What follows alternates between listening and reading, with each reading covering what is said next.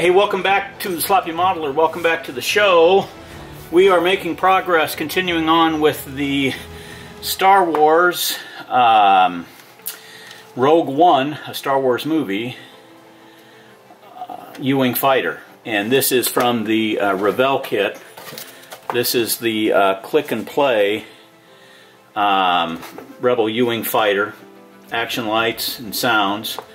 And what we've done, or what I've done, is stripped it, basically primered it, and then repainted it back to what you see before you here.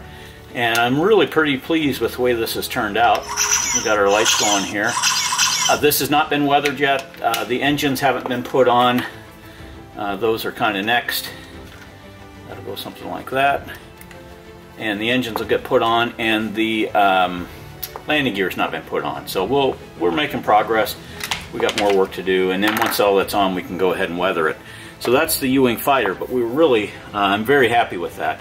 Especially things like where we painted the yellows in, and these extra gray panels, the blue 5, these little panels here, these gray panels, the non-symmetrical panels here. Same on the bottom. We've got two symmetricals there, and this is a little more symmetrical on the bottom, but one there. And then two different colors for this gray battle line, and already got some weathering done on the lasers. We're working on that, and we'll get some weathering done on this. But like I said, very happy with that. So the next thing was how to display it, and I have to give all credit to Borlai Hobby Time. The guy is phenomenal. He puts out projects faster than any guy I've ever seen. So he puts these projects out that have amazing lighting and ideas and design. So he has a U-Wing fighter, the tiny one, which I have over here. He has the tiny one on a little base that he mounted on a side of a mountain on a landing pad. And it turned out great, and I thought, why not plagiarize from some of the best, which is exactly what I did. So I wanted to build a base that was gonna do him justice, and I don't know if I can get that done, but we're getting there. So I started with a piece of 1/8 inch basswood, and I cut in this document here, and this is what I started with from a design. A bit, and then I got to this corner, and it's like, you know what, I like the way that just comes out as a corner. Who knows why? It's Star Wars, right? Things are all over the place. So I started with the basswood, and then again with the basswood, 1 centimeter tall here on these walls, and the walls have a purpose. We'll talk about that in a minute, maybe. Yeah, here we go. The walls have a purpose. Then I went and bought one of those do-it-yourself signs at the hardware store that have this kind of this corrugated look to it, but more importantly, it's got this corrugated ribbing on the outside. So I just took that and lined the outside of that to give me more of a concrete look, or a ribbed look, or whatever you want to call it. And after I paint this up, that'll be really pretty neat, I think. So then the next step was the pad itself, and that's been just really an effort. So I wanted some thickness to it, right? So we've got some thickness here with this, but really what the purpose of this groove is to lay in my cob strip lighting. That'll lay in just like that all around that edges. And the way that hopefully will work, let's see if I can light that up. The way that I'm hoping that this will work is that I can take a piece of styrene. There we go. And here. Yep. So I can take a piece of styrene. Let's do it in front where I can see it. And then lay another piece of styrene over it and give me an outlined look around it. And I thought, man, that's going to be cool. So that'll be lit up all the way around. So what I did is I took a piece of really, this is like 0.15 styrene, and I laid it on there. And essentially I've taped this off because I want to light block this by spray painting this with 2 or 3 coats of black, and then just 2 or 3 coats of black, and then maybe a coat of white over. No reason for white over, you're not reflecting the surface, but 2 or 3 coats of black. So that'll fit over something like that when we're all said and done. Oh man, that's going to look awesome. So that's the first line of defense. Well, then I wanted something a little more substantial under it, so I went and carved this out, and this fits, as you can see, that covers that up pretty nice. So that's actually going to be a foundational base there, give us a little foundation to it. And then on top of that, this was really flimsy in here, so it's like, all right, that's not going to fly, literally. So then I took another piece of styrene. This one's much thicker. This is, I think, 1 mil, and laid it in here to support that. So now when this goes on, this will go on something like this. We'll get there maybe. That'll go on something like that, and that gives me a lot more firmness there. Then with that on top of that, I wanted, again, even more layers. So what I did is I cut, this is like sidewalk, and this is 0.40 thick. And so I took and just basically cut that out so that it would be inside of that green line around there. So hopefully we'll have green coming up up around here as a border. And then I cut that to shape, and then this is just pencil here to give me that kind of that Star Wars look. And I think all I'm going to have to do, I could cut all this up and reglue it. That's what Borlai did. Way too much effort and work to cut through that. So I'm not going to do that. But what I'm going to do is I'll paint this, what the color or whatever I'm looking for. And when the color is done, then I can go ahead and just go back with my pencil and reline this, and it'll have this nice cool texture here. So that is somewhat of the way there, but I think that's going to make an amazing looking base when it's all said and done. Get it all primed and grayed up, Star Wars gray, and then I'm going to set that into a mountain, and I'll have two supports going down, and then some mountain surrounding it a little bit. And then the next thing I want to look at is possibly putting some lights like here, you know, maybe, I'm not sure yet, maybe just out on this edge, put a light up and see what happens with that. But yeah, so very pleased with the way that this is turning out. It gives me really a cool base, in my opinion. And I think that when this is all said and done, I'm going to be very happy with it. But that's going to be my landing pad now, and then the U-wing can come in and land right on it. So something like that. And again, that lights up and goes, and very cool. I did not put the pilots in there. I wanted more green to come through. Amazingly, this looks really nice on the bottom of this. There's visible cockpit area underside of the cockpit. I just think that looks really cool. I haven't unmasked the doors yet. Those have paint on them. On both sides they're masked, and there's quite a bit of work to do on that yet, but still great progress. And this I'm really happy with. When that gets all glued in, I think that's going to be something that I can be very pleased with.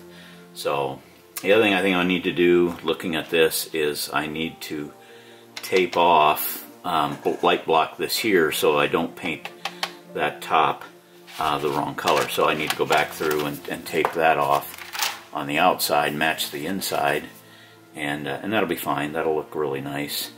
And once we're done there, then we're done, right? We can get the paint going, and then it's going to be on to building the actual rock surface out of foam. But for now, this is a quick update on the Millennium Falcon. Not Millennium Falcon. That's what I just did. I did 5 of them, so that's why I put it on my mind. Quick update on the U-wing fighter, and yeah, we're making progress. So we'll see you in a bit. Thanks.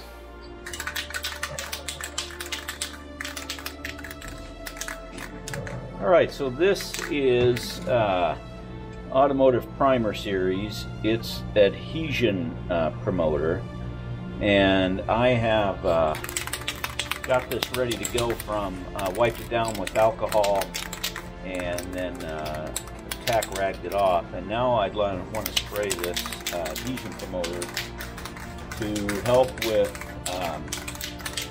the light blocking.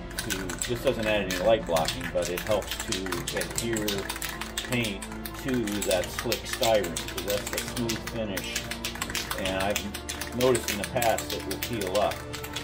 So basically, this is just a real simple spray here. Try to get an even coat. And this will dry pretty fast. But for the most part, this is real simple, real easy, and Bob's your uncle, you're done there. So that is adhesion promoter. I gotta let that dry, and it's gonna add a little bit of texture to it, and I'm actually really fine with that, because for the most part, adding a texture to this, because this is kind of like a well, this is a landing pad, I'm going to want a little bit of texture, and you'll see some other pieces to it. But very happy with that. That is almost dry, not quite. And then once it's dry, we'll flip it over, and we'll give it a bit of time to dry, and then spray the other side. And then we're going to use my pure, oh, that's the wrong one. I've got a pure black. I don't see it out here. But I'm going to spray that with pure black, and I'm sorry, I'm going to spray it with the Tamiya Fine primer, and then I'm going to spray it with pure black for a couple coats, because I really want that white to stand out when it comes in here. So that's on the next steps, and we'll be back with you. Thanks. Alright, so one of the things I have found is this Rust-Oleum Custom Premium Lacquer paint in matte black, and I have found as a primer this stuff can really work nice, especially the way that it goes on. So need to get a little bit further out there.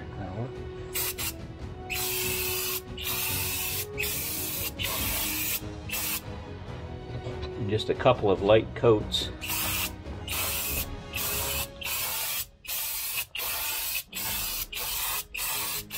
And as a lacquer, it tends to sink in.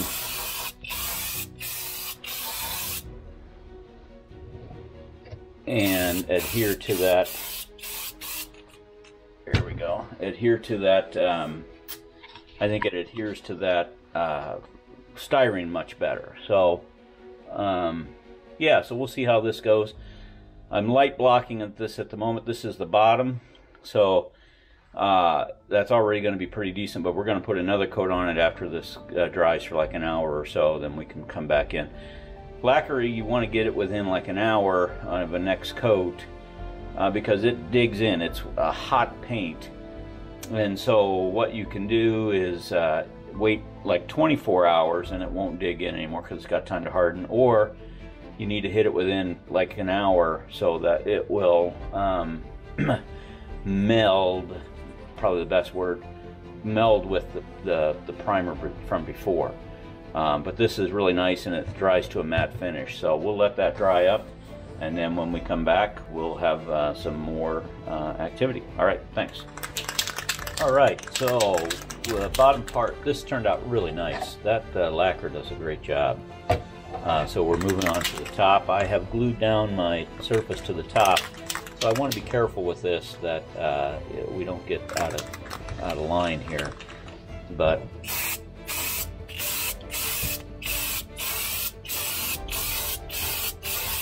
nice light coats.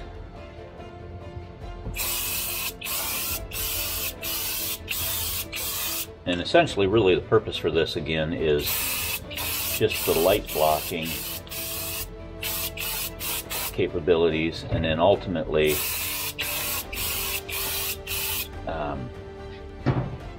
be able to spray Star Wars gray over the top of that. So we're going to let that dry, and that looks awesome. I really like this textured styrene on that for a landing pad. So we're going to let this dry, and then we'll do the painting on it as we get to it. So we'll be back.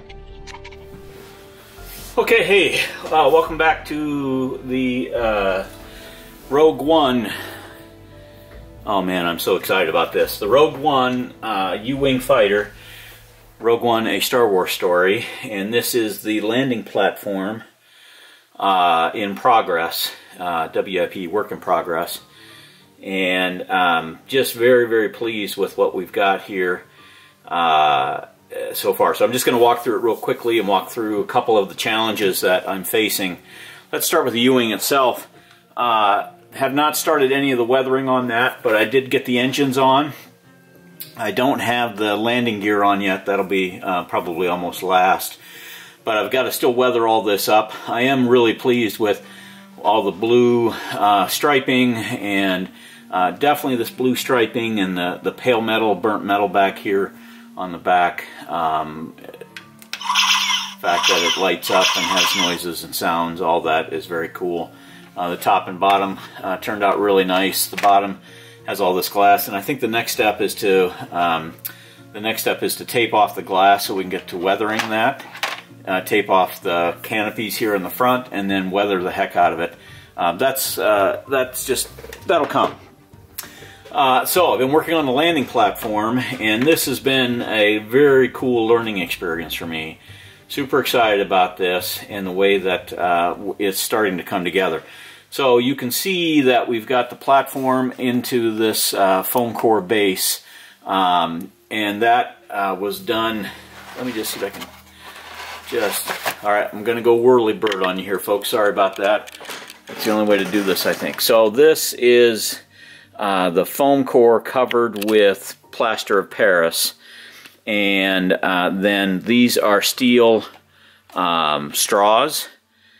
The steel straws act as those supports, and those are set in at 45 degrees. And then this is another steel straw, 1/2 inch, with a 1/4 inch brass tube here that I intersected that with, and then ran two blue LED bulbs. And that can actually change. I can just do that as strobe or whatever I want to do that with, and slow that down a little bit. That's done with that Flytron. That is done with the Flytron. Let me just see here. That is done with, sorry, I'll edit some of that out. That is done with the Flytron.com SE board, SE version 2, and that has 5 blink rates on, 1/2 millisecond on, 1/2 millisecond off. That's just a straight blink. This triple blink here, flash all the way up, flash all the way down, and then solid on. So, but I'm using it right now. It's got the triple blink, and in order to change that, that's really quite simple to change. You actually just hit this with, sorry, I'm going to go back up to here, and we'll work through that. That way you can see it. Yeah. So the way you change that was with a momentary switch, and I just have the wire set up here. But if you hit it, that changes to, again, that, I guess it's 1 second on, 1 second off. Hit it again.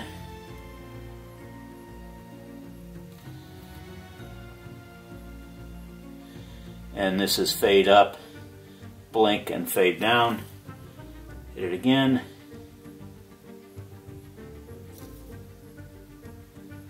Blink on, blink off, hit it again. Fade up and just fade down.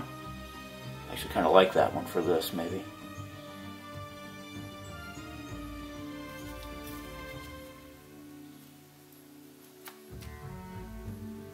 And there's solid on. And back to our triple blink rate. So that'll be set up with the momentary switch. Might put that up here, might put that here. I'm not sure yet. But the next step, or the next cool thing in my opinion, is this plate on top. I taped that off, and it's that's just solid styrene. And I've also have it taped off on the top at the same place, same placement. Foam everywhere, folks. Same placement here, that you can see this green coming through the tape. I don't want to peel that yet, because what I'm going to practice with, I think what I'm going to look at a couple of things. This is going to be painted gray after all the work here. It's going to be painted gray, and then after it's painted gray, I'm not sure. I'm going to try this with the same thickness, this 04.40 rather, thickness of this styrene, and see if one coat of gray without any primer still comes through. That way this thing could look entirely gray, and then when you turn the lights on, the green comes through it. I don't know yet, but that's going to be something to work with. So what remains next is to cover the rest of this with the plaster of Paris. One of the things I did with this plaster of Paris, you probably can't see it that well, but maybe here a little bit, is I used one of these just cleaning sponges, and while it was still wet, just tacked a few places to give it a little more texture versus the smooth plaster of Paris. And I still have all this to cover. I'm not going to cover the back, we'll just paint that black. But for the most part, oops, there we go, probably destroyed something. As a landing platform for the Rogue One, I think that I am going to be really outstandingly pleased with the turnout, and learning some new skills as we go along. Especially the painting of the rocks will be the next big step. But I'll pull all of this ramp stuff out and do the rocks separately, and then put it all back in once all the painting is done. But that's the work in progress on the Rogue One landing platform and the Rogue One Revell click and play toy that I've repainted here and will weather up yet. So, all right, we'll be back. Thanks. Okay, continuing with the landing base for the U-Wing fighter. I have retaped off this landing pad. This is where the green light's going to come through. Under that is just pure white, much like this right here. And my purpose now is I want to spray this Anita Colors. It's Rainy Day Gray, and it's very nice. I really like that color for this. And I want to spray that just on this outside edge. And then this is going to be XF66 inside here. But I want to get a couple coats on that. I want to get a couple coats on that black so that it isn't nearly as dark compared to what it's going to be on that white. So I'd like to get it all kind of close to one color if at all possible. And this is going to take a couple of coats, obviously. You can see what it would look like if I just went with the black right out of the gray right out of the gate. It would not look good. So what I'm trying to do is blend this to get this color as close to one color as possible.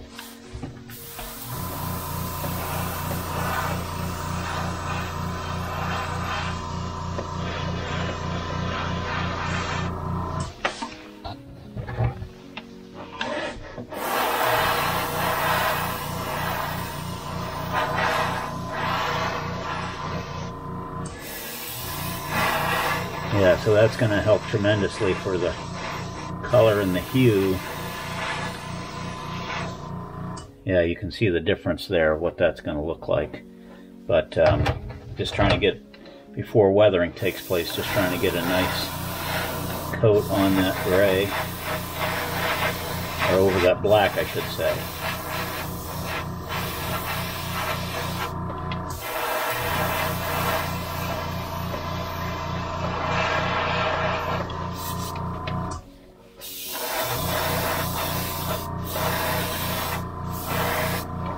I will give the craft paints their props. This is really spraying nice. Just thin down a little bit.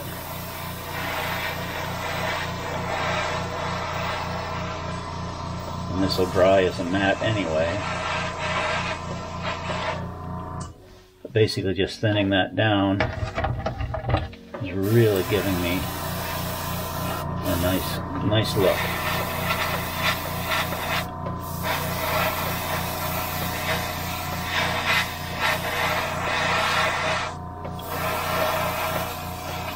and that black comes right back through it after I've gone over it once or twice. So that tells me that that black is really dark. And again, that's okay, kind of by design. And this time I really want to make sure I'm hitting that edge.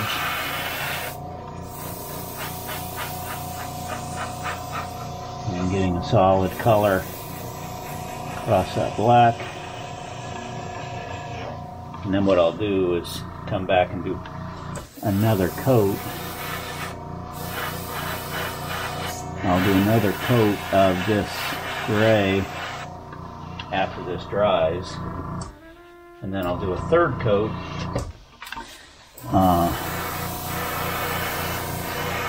I'll do a third coat over just the tape. So that, or I'll take the tape off and do another coat over that.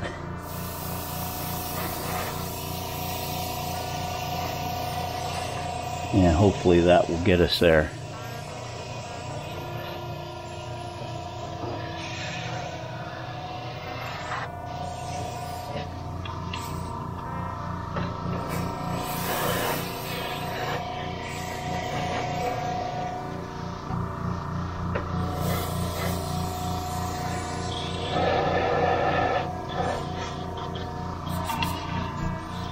Alright, I think that's going to do it. I'm going to let that dry, come back and do another coat, and then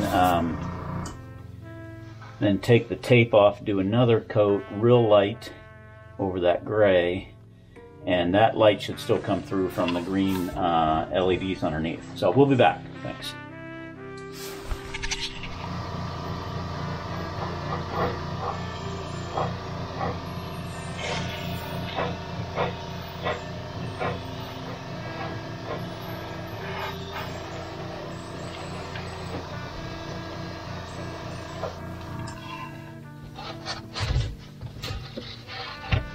Yeah, see the difference in shade between here and here?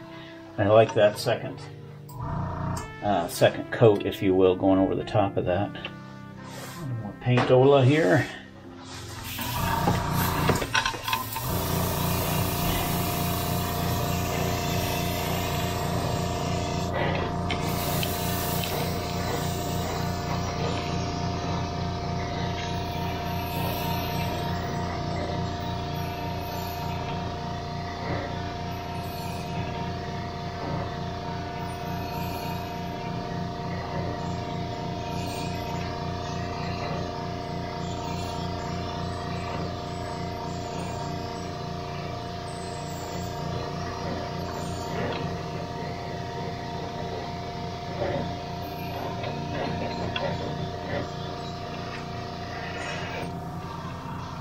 And I think I'm good with that. We'll let that dry for a while. We'll come back and put a second coat on top of the landing platform. Yeah, we're getting there. All right, I'll be back. Thanks. All right, so I am trying to figure out how to blend this down a little bit. I've got my purples exposed, and I've already gone over this a little bit with some Mississippi mud. And I'm just really trying to take some of that super bright color out of this and try to retain some of the graphic or some of the color without keeping too much of it.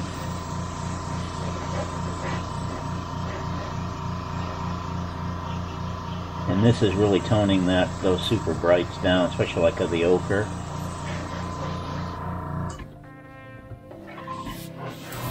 There's a super bright purple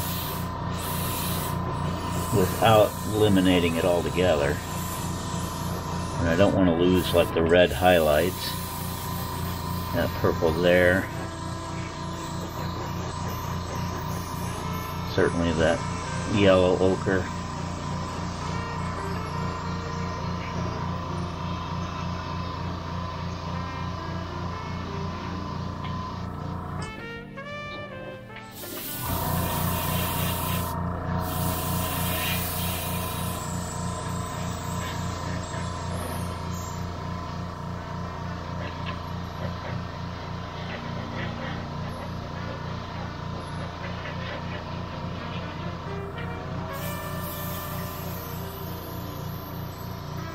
And this is really just kind of a blending coat across the whole thing.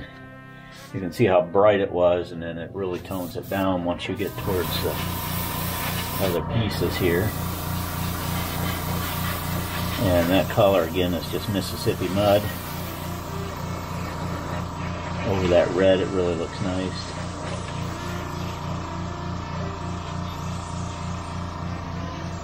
But I don't think it kills off the red so much. And those colors are certainly coming through from the bottom.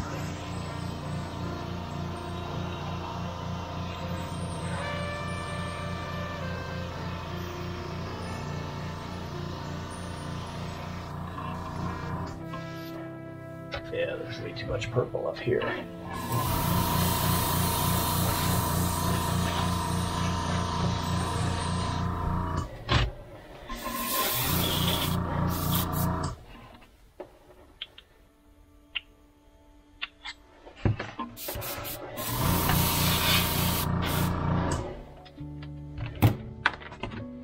And then we'll paint this backside with we'll paint that backside with black after we're all said and done here. But certainly we are toning this down quite a bit. It's like some of these areas here where you've got black right next to the ochre, yellow ochre. That really gives a stark look. And by going after this with this brown, I think that's helping pretty dramatically to take some of that out without losing, you know, the full color or the full aspect of what we're working through. Right here, that black.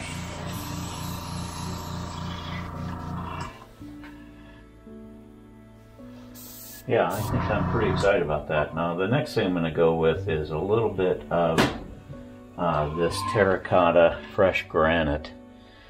And we'll see what that looks like when we go after it. All right, I'll be back.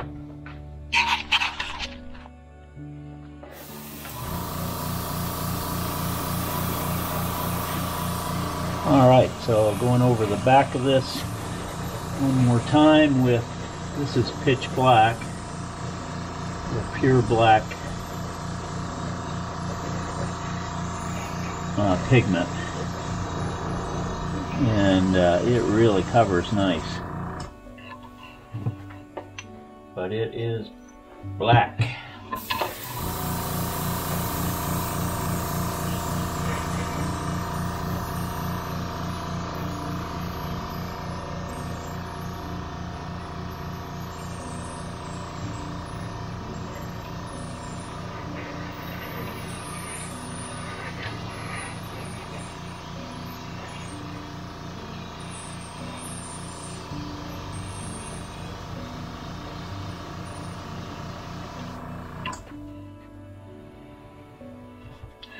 I think just a few spots over it to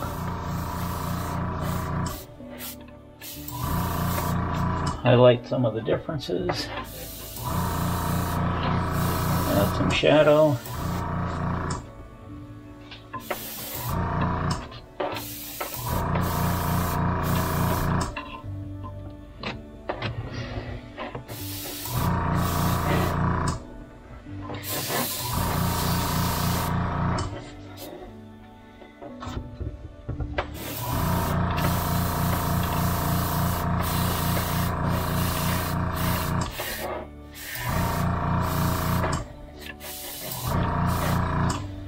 Alright, I'm going to leave it at that. So, the last step is I'm going to brush in my pale rainy day gray. My rainy day gray that I've been using. I'm going to brush that in over the top of that. I already used the XF66, which is the wrong color. So I need to brush that in. I'm not going to use the airbrush for that. I'm just going to brush it in via an actual brush. And when we come back, that will brushed in. And then we're talking some assembly work. So, or maybe a little more paint work on the other stuff. All right, we'll be back. Okay, welcome back. back to the Sloppy Modeler. Welcome back to the U-Wing fighter and its accompanying mountain base. And I am super happy with the way that this has turned out from a mountainside perspective. I went ahead and started last night, and I have put this new formula matte. This is Master's Touch Fine Art Studio matte varnish. It's almost 8 ounces, and it's super easy to apply. But I've applied it right here on this corner of this section, and basically it comes in a milky white. And all I was doing was just giving this a brush on, and I'm not really concerned if I get it too heavy in spots or if it pools in certain spots. But to me, what that does is it adds life and vibrancy to these rocks, and where the color's very muted and dull. And to me, I think these colors have turned out really, really, really nice from you know, the image of a mountainside, if you will, that they would build a base onto. And I'm you know, one of the things, this is all kind of a new experiment for me, but one of the things on these colors is using those bases of deep ochre and the deep purple, like there's some right there, and then spraying that brown on top of it. I think what that has done is it has added a lot of depth to the look, and not just, you know, solid brown or solid red or solid yellow, but this has added such a nice depth to it. And even some of the spots like here where I laid in or sprayed that promontory point with some black, same with this one down here. You know, one side is super black, the other side isn't. To me, I think that has come out as a look that I'm super thrilled with. And you know, fortunately this is not so glossy that it looks like it's all wet, but I might add a few spots of flat after I've got this fully coated with the matte finish. I might add some flat spots just here and there, and I might add some gloss spots here and there just to add some variety to the base here as we're bringing this around.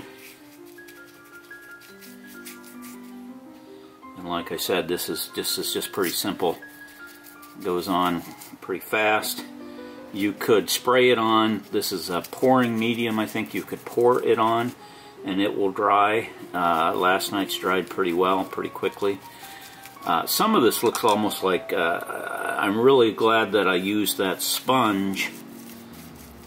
I'm glad I used that sponge on these because it's giving me a look of like volcanic rock, right? And that's where Hayden Christensen and Obi-Wan Kenobi have their infamous duel, where Obi-Wan Kenobi gains the high ground. But you can see laying it on pretty liberally, and then, you know, and not trying to be smooth about it is kind of giving me exactly what I'm looking for there.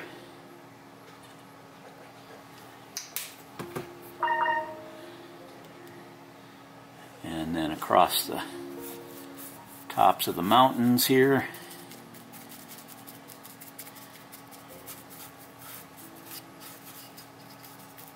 And I'm going to have to work on that piece there. I'm not exactly sure the way that that's going to come together, because that's mates up to that's supposed to mate up to the actual landing platform. So I've got to spend a little bit of time and get that figured out in the long run.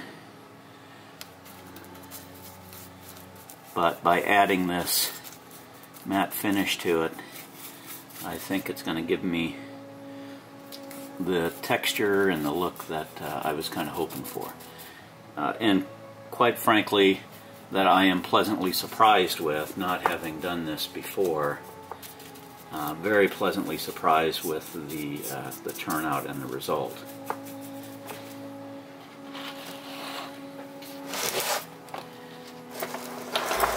And one more little spin here.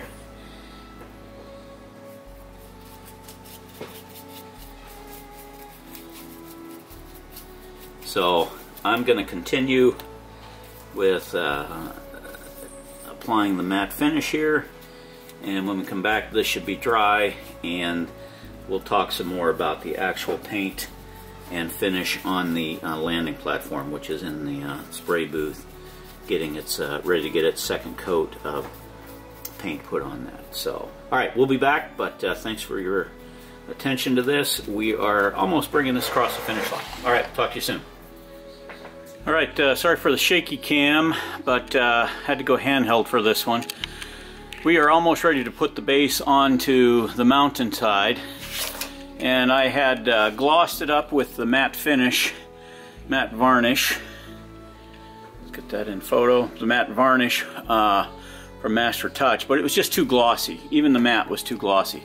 So I hit that with a coat of dull coat from Testors. I've got some bottles of that laying around, and that did the trick. I'm very, very happy with that look.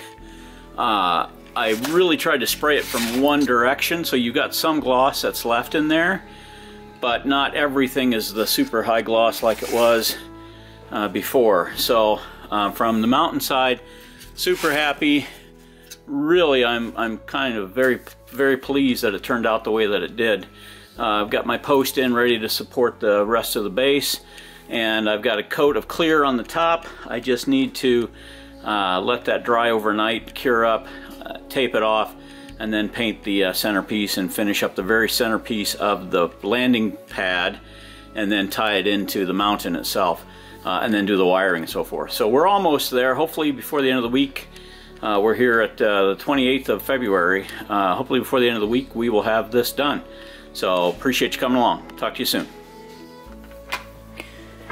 Okay, welcome back to the Sloppy Modeler. Welcome back to the U-Wing fighter from Star Wars Rogue One, a Star Wars movie.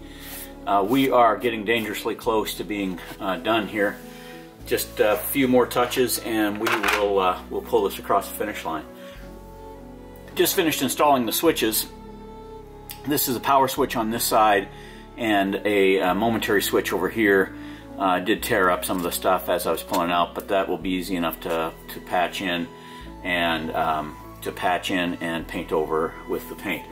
One of the things you see here, I've got this putty along that edge. I really wanted that to be very, very sharp. Very, very refined, where the platform meets the stone, if you will. So I'm patching that in. We'll let that dry. We'll sand it down and then paint it. And I'm also going to paint a yellow. It'll look a little bit like that. I'm going to paint a yellow line on the actual. I'm going to paint a yellow line on the actual concrete here. Once that's cured up and sanded up. And paint it up, and we'll get that completed. For a power supply, I am using a new system here. It's a 18650 battery. It's supposed to have 900 milliamps. It's on this particular board, and it can be recharged via USB. Right here. It's also USB-C, but I've got it turned around. Let me show you what that looks like on a larger unit. This is the same thing, only it's a two cell system here. And So those are 18650 lithium-ion rechargeable batteries. Each one of these has 9,900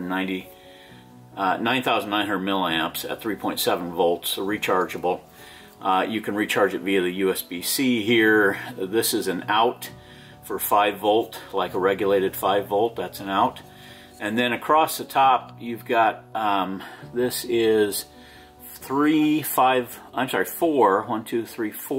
volt connections that you could do 5 volt connections there.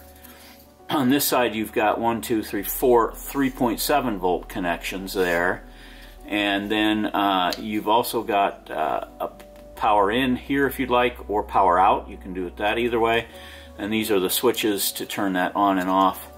And then there's another switch here, but this works just great via switches and so forth. Basically, you can see it fires up when we're around there.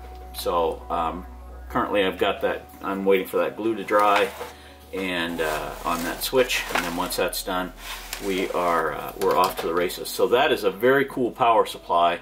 The one that's in here is a single, and this I'm going to use for like a big, that's awesome, because you can run 3 volt LEDs off of this all day long without blowing them up, and then you can run 5 volt cob lighting, which is what I run for most of my stuff these days. You can run that right off of a board just like that, and it's about 13 bucks, and then the batteries are 4 bucks a piece. So it's a bit of an expensive power supply, but that should last ages and ages and ages, and it should really give you a lot of versatility. You can see here's the 5 volts out, here's the output ports here of 3 volt, 1 amps out. Just a lot of nice stuff with that particular board. So, and just straight on Amazon, just look for that. I don't know if there's a brand on it or not. DM brand, DIYmore.cc. www.diymore.cc for that particular board right there. And like I said, I've got the singles that I use. So I also took a little time and just used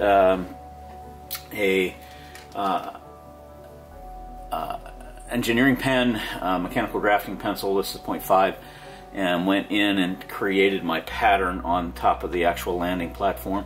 I like the way that turns out. It's got the asymmetrical piece to it, so just basically just drew that in, and then the next step is to weather this with some oil splatters and grime and things like that.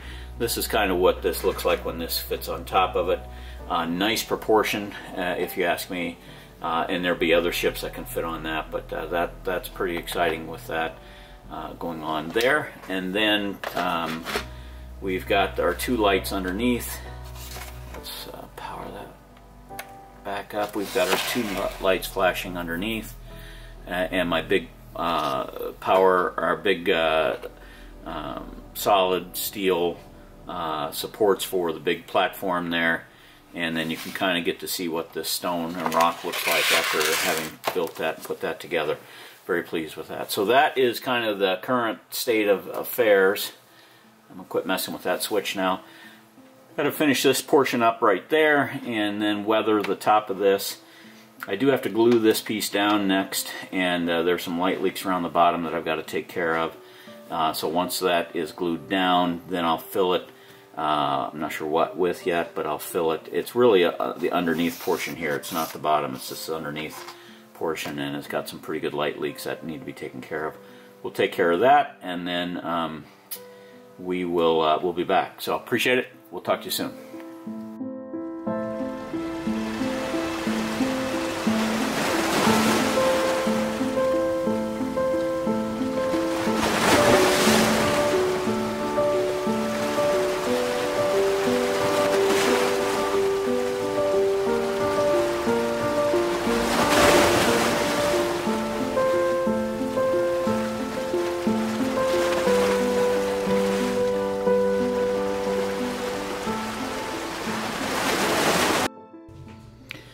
Alright, hey, welcome back to the U-Wing Fighter.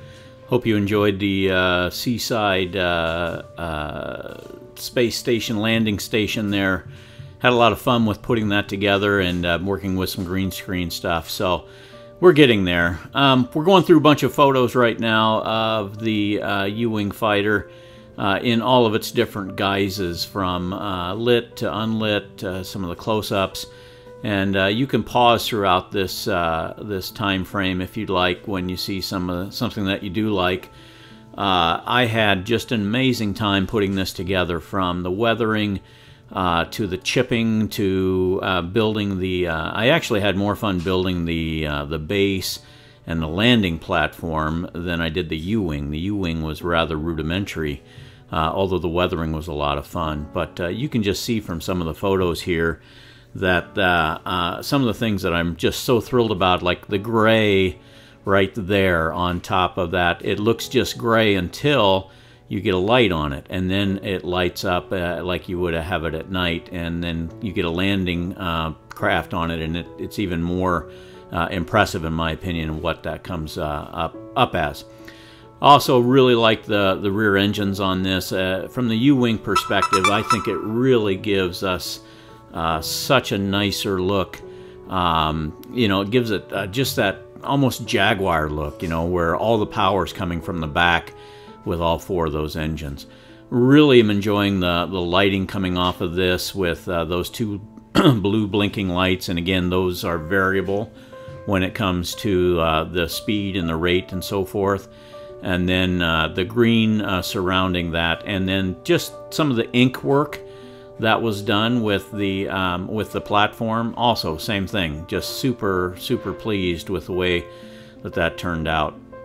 So weathering up the actual platform itself, like right here's a good example.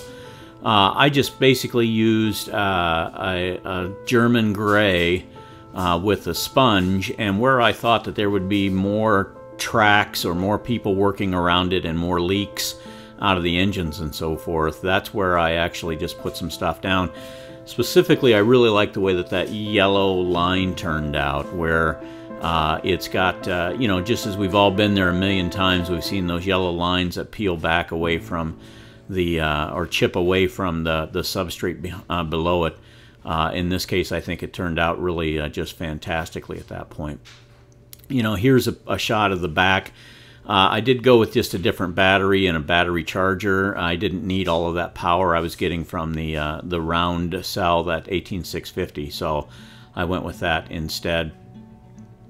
Coming up on the side of this, you can see the colors of that base of the rocks, and again, that was from burnt umber to yellow ochre to red to deep purple. By going with those different colors, I really feel that it gave me an opportunity to then have that brown blending coat, that Mississippi mud blending coat, really come to life. And then, of course, with the black in just air, you know, you can see here just sprayed in a little bit. That turned out great. And then going over that first with the satin coat, and then I sprayed from one direction. Just a flat coat on top of those rocks, and I think it gave a lot of life and vibrancy to the way that turned out. I also really like the support beams. Again, those are just steel drinking straws, but those support beams just turned out fantastic. I would say probably the weakest is that red and gold. I think maybe upon reflection I would paint that, maybe just gray, and leave it with lights, but I liked the color, I liked the anodized look, so I just left it. You know, one of the other things that this shows is that corrugated material around the edge of that, and I think that gave it a lot of texture that it didn't have, that it would have just had with just straight wood that was in that place right there. And again, you can see here where the rocks, they just take on a life of their own, that mountainside. When you get different lighting on it, it brings out certainly different colors, different hues, different shapes, and just being able to go over that and build those rocks for the first time. I don't think I'll ever be able to duplicate that, but certainly I was extremely pleased with the way that they turned out. You can see the chipping here along the the front of those runners on the U-Wing S-foils, and for doing chipping like that, I'm pretty pleased with the way that turned out. And again, a little more weathering on the actual platform itself, around the engines. You can see here where they may have had leaks, or people would stand next to them while they were servicing those engines. That was kind of the look that I was going for at that stage. Also, I really like the top back end where that button is, that right there in the center. A little bit of rust and a little bit of silver and dry brushing, and that came out just really better than I could have hoped for at this point. Certainly enjoying looking at the chipping on the blue in front of the cockpit right here. You can see it front and center. It's hard to do random chipping without a chipping medium and so forth. This was just done with the base color and a sponge. So from that standpoint, I think it turned out great. Again, coming back, this is a little bit different lighting here that you're seeing, with just, I think, maybe 2 lights, one from each side. We've gone to much more dark filming, and here I think you can really see that weathering and that burnt exhaust on the rocket or jet engines or whatever they are. I am pleased with that technique. It needs to be perfected, but going from red to orange to red to yellow to orange to blue. Very, very pleased with the way that those turned out. And then going after that with just some pastels is what I did in order to bring that together. So, you know, from that standpoint, very, very excited about the look and the approach. And to me, I think this looks like it's really an aged, beat up Rebel Alliance machine. Here we are in almost full darkness with that green landing pad coming up. Super pleased with the way that turned out. I think that is definitely worth looking at from the long run. That doing that technique of light blocking it from underneath and then just one light coat of gray over the top of it points out that really comes up and gives you a nice look from the top. Again, here in almost complete darkness, you can see that the stark lighting on the mountainside really gives it a look that I didn't know could be done, and it turned out super nice. Here I'm hitting the light and sound version of that, so it really only has two sounds, 2 lights that go with that, and when they fire up, it actually looks pretty cool. That green on green on the landing pad, I think that turned out nice for what we were looking at. Went ahead and took the base away, and this is just the straight U-wing fighter with some close-ups here. This is done with my Osmo Pocket camera, and to me it does a 2.7K with a follow, and it holds a focus on whatever you're trying to follow at this point, and I'm pretty pleased with that. Again, a nice look at the pale metal stripe in the back and the other stripe in the front of the blue. I think those turned out really well. The yellow in the front, and then those blue 5 stripes down the side, same thing. And the landing gear, we hadn't talked about that, but that was weathered with a copper and a titanium paint, and then ran over with some pastels and some rust. And so you can see that comes out pretty good, to my opinion, that I was really pleased with the way that turned up.